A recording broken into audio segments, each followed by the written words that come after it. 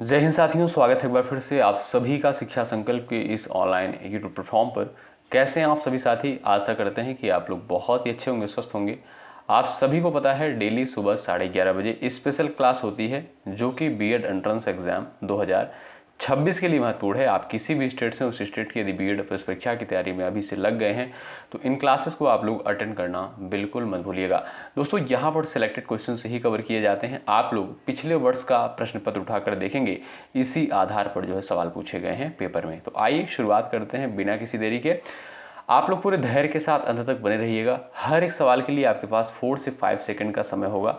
Answer भी देते हुए आप लोग कमेंट बॉक्स में चलिएगा। आइए शुरू करते हैं भाई। पहला क्वेश्चन देखिएगा, सत्यमेव जयते शब्द जो है ये आपका कहाँ से लिया गया है? मनुस्मृति, भगवत गीता, ऋग्वेद, मुंडकोपनिषद से। बताएं। सभी साथी आंसर देने का प्रयास करें।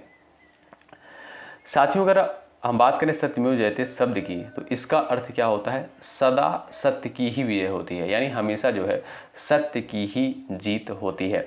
और साथियों, जो सत्यमेव जयते शब्द है ये कभी कभी एक सवाल पूछता है, ध्यान रखिएगा पेपर में, कि भारत का राष्ट्रीय आदर्श वाक्य क्या है? तब आप कहोगे सत्यमेव जयते जो है ये आपका भारत का राष्ट्रीय आदर्श वाक्य है। ठीक है, और ये दोस्तों आपका मुंडकोपनिषद से लिया गया है। डी ऑप्शन यहाँ पर बिल्कुल राइट आंसर होगा। साथियों, अगर बात करें ऋग्वेद की तो ये जो है सबसे प्राचीनतम वेद है। सवाल पूछा गया है पेपर में, ध्यान रखें। अच्छा, वेदों की संख्या दोस्तों कितनी है? वेदों की संख्या जो है 4 है। ऋग्वेद, यजुर्वेद, सामवेद और अथर्ववेद। ठीक है, और जिसमें सबसे प्राचीनतम वेद आपका ऋग्वेद है। और एक सवाल पेपर में पूछता है सामवेद से संबंधित, पूछा गया इसलिए मैं आपको बता दे रहा हूँ।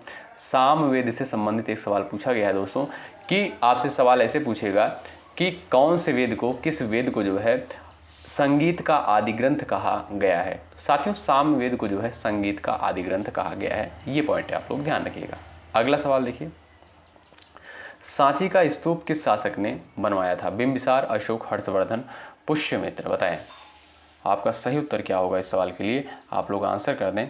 सांची का स्तूप जो है किस शासक के द्वारा बनवाया गया था? ऑप्शन नंबर आपका बी बिल्कुल राइट आंसर हो जाएगा। अशोक के द्वारा जो है सांची के स्तूप का निर्माण करवाया गया था। बी ऑप्शन बिल्कुल करेक्ट है। साथियों, ये स्थित कहाँ पर है, यानी सांची का स्तूप जो है कहाँ पर है? ये दोस्तों आपका एमपी में यानी मध्य प्रदेश में स्थित है। ठीक है, अगला सवाल, केंद्रीय औषधि शोध संस्थान जो है कहाँ पर स्थित है? बताइए। दिल्ली, शिमला, लखनऊ और आपका दिया हैदराबाद। बताएं। चलिए भाई, केंद्रीय औषधि शोध संस्थान कहाँ पर स्थित है? चलिए, आप सभी लोग आंसर देने का प्रयास करें। आपका सही उत्तर क्या हो जाएगा? सभी का आंसर आना चाहिए। जो भी साथी जा रहे हैं ऑप्शन नंबर 3 पर वो बिल्कुल यहाँ पर भाई करेक्ट हो जाएंगे। ऑप्शन नंबर 3 बिल्कुल राइट हो जाएगा। केंद्रीय औषधि शोध संस्थान यानी सेंट्रल ड्रग रिसर्च इंस्टीट्यूट, ये जो है आपका दोस्तों लखनऊ में स्थित है। ऑप्शन 3 बिल्कुल करेक्ट आंसर हो जाएगा। आप सभी जानते हैं उत्तर प्रदेश की राजधानी क्या है? लखनऊ है। और लखनऊ जो है आपका गोमती नदी के किनारे बसा हुआ है। वर्तमान समय में उत्तर प्रदेश के मुख्यमंत्री कौन है, सीएम कौन है? आप सभी जानते हैं आदित्यनाथ योगी जी हैं। और अगर आपसे पूछा जाए कि राज्यपाल कौन है तो आनंदीबेन पटेल है। ठीक है, अगला सवाल, सवाल नंबर 4 देखिएगा, साहित्य के क्षेत्र में ज्ञानपीठ पुरस्कार पाने वाली प्रथम महिला का नाम बताइए। चलिए, चलो भैया आंसर करो फटाफट आप लोग। साहित्य के क्षेत्र में ज्ञानपीठ पुरस्कार पाने वाली प्रथम महिला का नाम बताइए। चलिए, आपका सही उत्तर क्या हो जाएगा बता दो। आशापूर्णा देवी। जो भी साथी ऑप्शन सेकंड पर गए हैं वो बिल्कुल राइट हो जाएंगे। ठीक है भाई, ऑप्शन नंबर बी बिल्कुल करेक्ट आंसर हो जाएगा। ध्यान रखिएगा साथियों, 1976 में, कब? 1976 में जो है इन्हें जो है ज्ञानपीठ पुरस्कार से नवाजा गया था। ठीक है, अगला सवाल देखिएगा। सवाल नंबर नेक्स्ट है, राष्ट्रीय ग्रामीण विकास संस्थान कहाँ पर स्थित है? बताइए। चलिएगा, आपका सही उत्तर क्या हो जाएगा? National Institute of Rural Development and Panchayati Raj, राष्ट्रीय ग्रामीण विकास संस्थान जो है ये आपका दोस्तों कहाँ पर स्थित है? ध्यान रखें, हैदराबाद में। कहाँ पर दोस्तों? हैदराबाद में। ए ऑप्शन बिल्कुल करेक्ट आंसर है। अगला सवाल, विश्व का चीनी का कटोरा किसे कहा जाता है? एक बार भाई सभी लोग सेशन को लाइक कर दें, शेयर कर दें अपने सभी साथियों के पास, और पूरे धैर्य के साथ आप लोग अंत तक बने रहिएगा, पूरी ऊर्जा के साथ। विश्व का चीनी का कटोरा किसे कहते हैं भाई? क्यूबा को। आप सभी जानते होंगे भाई, ऑप्शन 3 बिल्कुल राइट आंसर हो जाएगा। क्यूबा को जो है विश्व का चीनी का कटोरा कहा जाता है। ध्यान रखें। अगला सवाल देखिएगा, मीनाक्षी मंदिर जो है कहाँ पर स्थित है? सवाल नंबर 7 का आंसर करें आप लोग। मीनाक्षी मंदिर जो है ये आपका कहाँ पर स्थित है? तंजौर, मेखला, मदुरई, महाबलीपुरम। साथियों ये जो है आपका मदुरई में स्थित है। कहाँ पर? मीनाक्षी मंदिर जो है ये आपका मदुरई में स्थित है, ध्यान रखिए। ऑप्शन थर्ड बिल्कुल करेक्ट आंसर होगा। अगला सवाल, सौर परिवार का सबसे छोटा ग्रह कौन सा है? बताइए। बुध, मंगल, बृहस्पति और आपका दिया है शुक्र। चलिएगा, सौर परिवार का सबसे छोटा ग्रह जो है कौन सा है? अगर आपसे साथियों पूछा जाए कि वर्तमान समय में जो है कुल कितने ग्रह हैं, आप कहोगे सर 8 ग्रह। कौन कौन से? बुध, शुक्र, पृथ्वी, मंगल, बृहस्पति, शनि, अरुण, वरुण। ठीक है, चलिए भाई बताइए। तो यहाँ पर आप देखोगे जो भी साथी जा रहे हैं ऑप्शन नंबर ए पर वो बिल्कुल राइट है। सौर परिवार का सबसे छोटा ग्रह कौन सा भाई? बुध है। सबसे बड़ा ग्रह कौन सा है दोस्तों? वो है आपका बृहस्पति। ठीक है, लाल ग्रह किसे कहते हैं साथियों? मंगल को जो है लाल ग्रह कहा जाता है। शुक्र को जो है दोस्तों अगर आपसे पूछा जाए कि सबसे चमकीला ग्रह कौन सा है, आप कहोगे सर शुक्र। और शुक्र को दोस्तों इसे भोर का तारा भी बोलते हैं और सांझ का तारा भी इसको बोलते हैं। ये भी पॉइंट आप लोग याद रखिएगा। ठीक है, ये सारे पॉइंट परीक्षा के दृष्टिकोण से महत्वपूर्ण हैं। आप सभी दोस्त इन सारे पॉइंट को याद रखें। अगला सवाल, भारतीय संविधान की प्रस्तावना में धर्मनिरपेक्ष शब्द किस संशोधन द्वारा जोड़ा गया? बताइए। चलो भाई फटाफट आंसर देने का प्रयास करो आप लोग। राइट आंसर क्या है बताएं। भारतीय संविधान की प्रस्तावना में धर्मनिरपेक्ष शब्द किस संशोधन द्वारा जोड़ा गया? चलिए भाई आंसर दे दीजिएगा सभी लोग यहाँ पर। अब जो भी साथी जा रहे हैं ऑप्शन नंबर ए पर बिल्कुल राइट हो जाएंगे। ठीक है, 42वां संविधान संशोधन 1976 के द्वारा जो है संविधान की प्रस्तावना में 3 शब्द जोड़े गए थे। कौन कौन से जोड़े गए थे याद रखिएगा। पहला आपका समाजवादी, दूसरा आपका पंथ निरपेक्ष और तीसरा दोस्तों आपका क्या? अखंडता। तो ये जो है तीनों शब्द प्रस्तावना में जोड़े गए थे 42वें संविधान संशोधन 1976 के द्वारा। साथियों 42वां जो संविधान संशोधन है इसे मिनी कॉन्स्टिट्यूशन कहा जाता है। क्या? इसे मिनी कॉन्स्टिट्यूशन कहा जाता है, मिनी संविधान कहा जाता है। ये भी पॉइंट आप लोग ध्यान रखें। अगला सवाल, भारत का प्राचीनतम पर्वत कौन सा है? बताइए। चलिएगा, भारत का जो है प्राचीनतम पर्वत कौन सा है? आंसर दे दीजिए सब लोग। चलिए, आपका सही उत्तर दोस्तों क्या हो जाएगा भाई? यहाँ पर राइट आंसर हो जाएगा अरावली। ऑप्शन बी बिल्कुल राइट आंसर हो जाएगा। अरावली पर्वत श्रृंखला साथियों ये भारत की सबसे पुरानी पर्वत श्रृंखला है जो राजस्थान और हरियाणा तक जो है फैली हुई है। ऑप्शन बी बिल्कुल राइट आंसर। अगला सवाल, ऑस्ट्रेलिया में स्थित कालगुर्गी किसके लिए विख्यात है? सवाल नंबर 11 का आंसर दे दें आप लोग। चलिए, आप सभी लोग बताओ ऑस्ट्रेलिया में स्थित कालगुर्गी किसके लिए विख्यात है? स्वर्ण उत्पादक के लिए, याद रखें। ऑप्शन नंबर ए बिल्कुल आपका राइट आंसर हो जाएगा, ध्यान रखिएगा। कालगुर्गी क्षेत्र दोस्तों ये जो है आपका ऑस्ट्रेलिया में सोने के भंडार के लिए फेमस है। किसके लिए? सोने के भंडार के लिए फेमस है। तो ऑप्शन नंबर आपका ए बिल्कुल राइट है। अगला सवाल देख लीजिए भाई सभी साथी यहाँ पर। निम्नलिखित में से किस पौधे में फूल नहीं होता है? बताइए, किस पौधे में जो है आपका इसमें फूल नहीं होता है? तो वो है दोस्तों आपका फर्न। फर्न पौधे में जो है फूल नहीं पाया जाता है। यहाँ पर डी ऑप्शन जो दिया है बिल्कुल करेक्ट आंसर होगा। अगला सवाल ये रहा, पोलियो के टीके की खोज किसके द्वारा करी गई थी? क्वेश्चन नंबर 13 का आंसर करें। पोलियो के टीके की खोज जो है किसके द्वारा करी गई थी? Alexander Fleming, John Salk, Robert Koch, Edward Jenner. बताएं। चलिए भाई सही उत्तर क्या है? ऑप्शन बी दोस्तों यहाँ पर करेक्ट हो जाएगा इस क्वेश्चन का। ठीक है, डॉक्टर जॉन साल्क ने जो है 1955 में, कब? 1955 में जो है पोलियो का पहला प्रभावी टीका विकसित किया था। तो बी ऑप्शन आपका राइट है। अगला सवाल ये रहा, भारतीय दर्शन की प्रारंभिक शाखा कौन सी है? सवाल पूछा गया है पेपर में, बताइए। भारतीय दर्शन की प्रारंभिक शाखा जो है कौन सी है?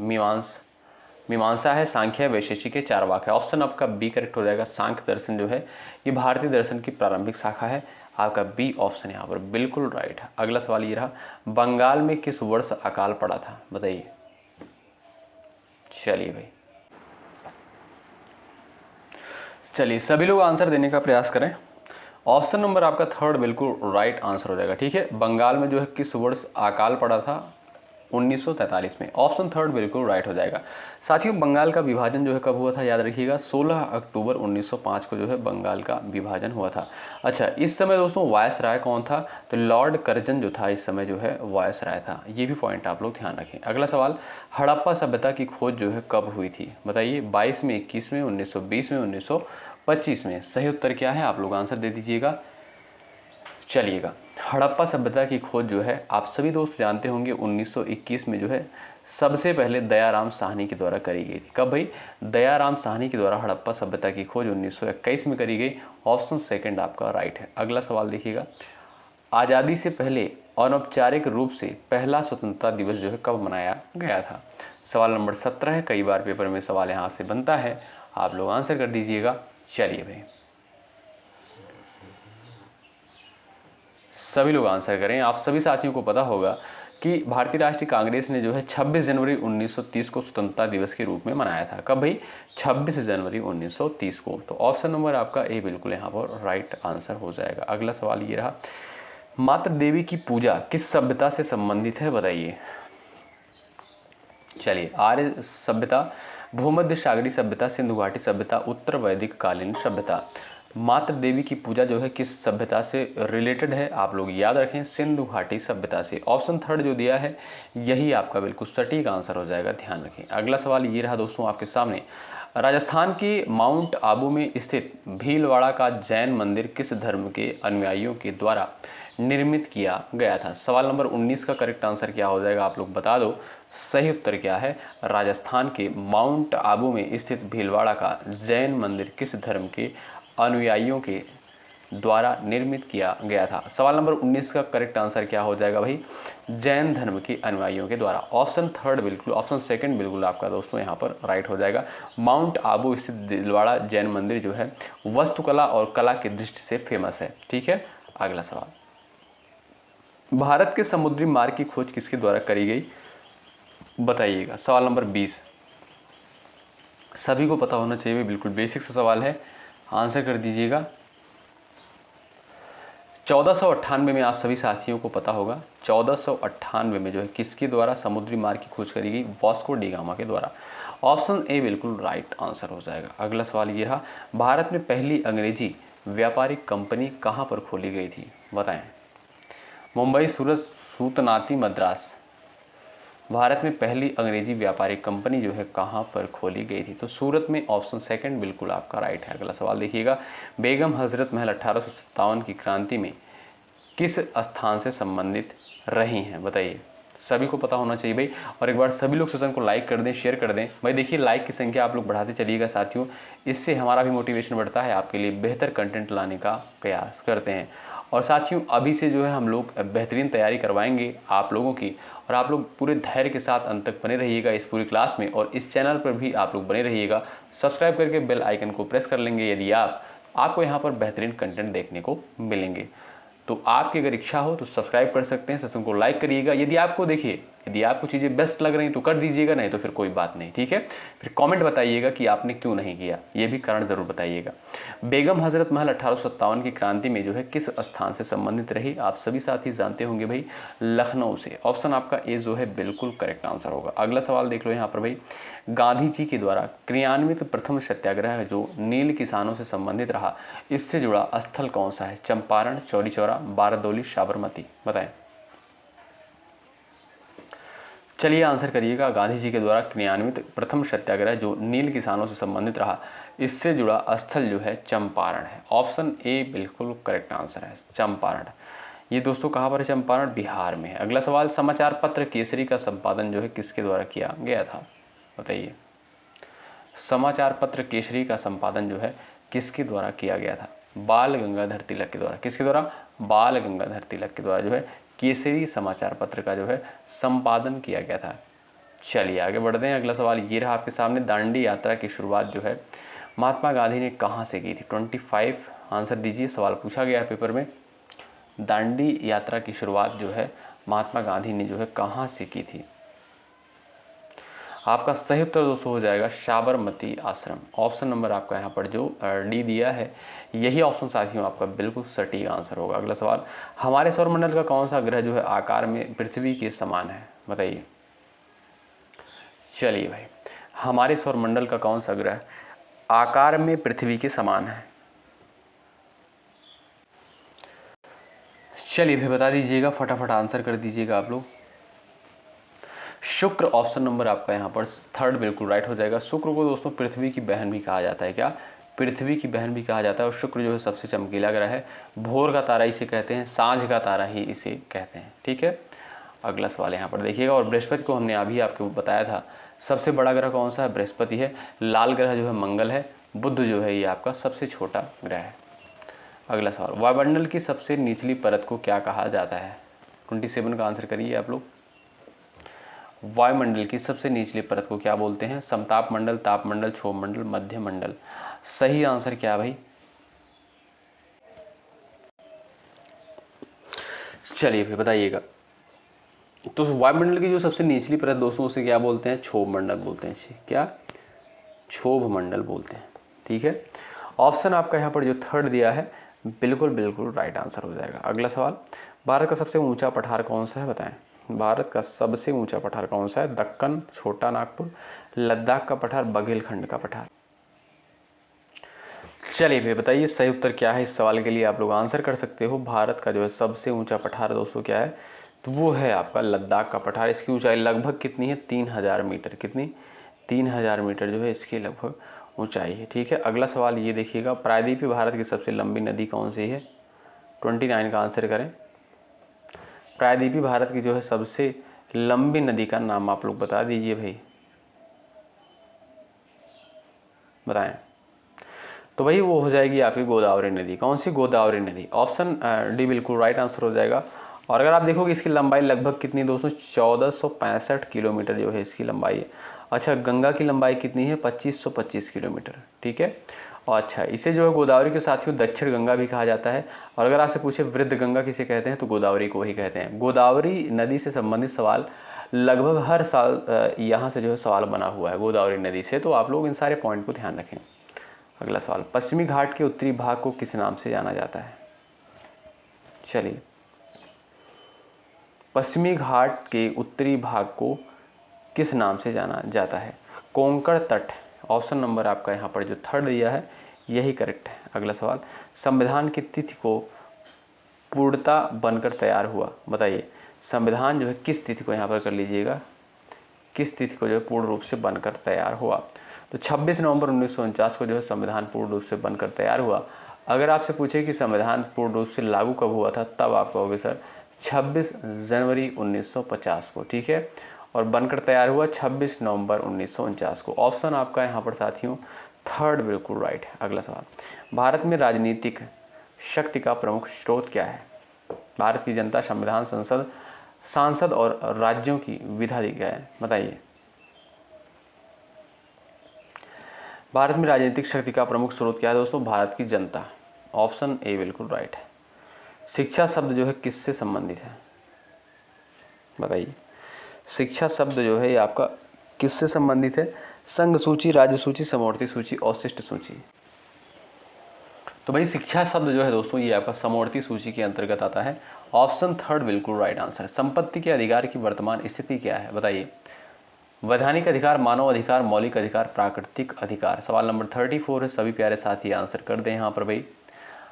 अगर बात करें दोस्तों संपत्ति के अधिकार को, आप सभी जानते हैं, देखिएगा मूल संविधान में कुल 7 मौलिक अधिकार थे, वर्तमान में 6 मौलिक अधिकार थे। तो ये जो 7वां मौलिक अधिकार था दोस्तों वो था आपका संपत्ति का अधिकार। ठीक है, यानी संपत्ति के अधिकार को जो है मौलिक अधिकार के अंतर्गत ही रखा गया था, लेकिन इसको साथियों हटा दिया गया। ठीक है, इसको जो है हटा दिया गया और इसे जो है एक वैधानिक अधिकार बना दिया गया। ठीक है, तो ए ऑप्शन आपका यहाँ पर बिल्कुल राइट आंसर है। अच्छा, मौलिक अधिकारों की वर्तमान में संख्या कितनी साथियों, 6 मौलिक अधिकार है। मौलिक अधिकार का वर्णन किस भाग में किया गया है, तो भाग 3 में किया गया है, अनुच्छेद 12 से 35 के तहत। और ये है तो साथियों आपका लास्ट क्वेश्चन, और इसका आंसर आपको देना होता है। आप सभी जानते हैं भारत के संविधान के अंतर्गत नीति निर्देशक सिद्धांत के मुख्य उद्देश्य क्या है। यानी हमने आपको कई बार बताया है नीति निर्देशक सिद्धांत, ये अवधारणा दोस्तों कहाँ से ली गई है, आयरलैंड के संविधान से ली गई है। और यदि आपसे सवाल पूछे पेपर में कि राज्य की नीति निर्देशक सिद्धांत जो है किस अनुच्छेद में, किस भाग में वर्णित है, आपको क्या कहोगे, भाग 4 के अंतर्गत जो है इसका वर्णन किया गया है, अनुच्छेद 36 से 51 के तहत। ठीक है, तो ये सारे पॉइंट हो गए दोस्तों। लेकिन आपसे सवाल करता है कि भारत के संविधान के अंतर्गत नीति निर्देशक सिद्धांत के मुख्य उद्देश्य क्या है, तो आप लोग इसका आंसर जरूर करिएगा। जिसका आंसर सबसे पहले आएगा उसका आंसर कमेंट बॉक्स में पिन कर दिया जाएगा। ये क्लास आपको कैसी लगी कमेंट बॉक्स में अपना रिव्यू ज़रूर लिखें। यदि आपको चीज़ें बेहतर लग रही है तो सेशन को लाइक कर सकते हैं, चैनल को सब्सक्राइब भी कर सकते हैं और अपने सभी साथियों के पास शेयर कर सकते हैं। टेलीग्राम चैनल से यदि आप नहीं जुड़े हो, जुड़ जाना। इस वीडियो के डिस्क्रिप्शन बॉक्स में टेलीग्राम चैनल का लिंक भी दे दिया गया है, कम्युनिटी में भी पोस्ट कर दिया जाएगा। ठीक है, तो चलिए भाई मिलते हैं आपसे अगली क्लास में। तब तक के लिए जय हिंद, जय भारत।